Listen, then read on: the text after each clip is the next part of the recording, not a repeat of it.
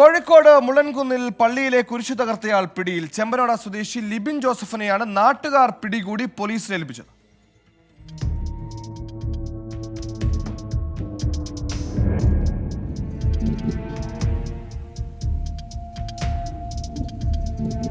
ബുധനാഴ്ച രാത്രി 11 മണിയോടെ ഒരാൾ മുള്ളൻകുന്നിലുള്ള മരുതോങ്കര സെന്റ് മേരീസ് ഫൊറോന ചർച്ചിന്റെ കുരിശിൽ പിടിച്ചു വലിക്കുന്നതായി നാട്ടുകാരുടെ ശ്രദ്ധയിൽപ്പെട്ടിരുന്നു.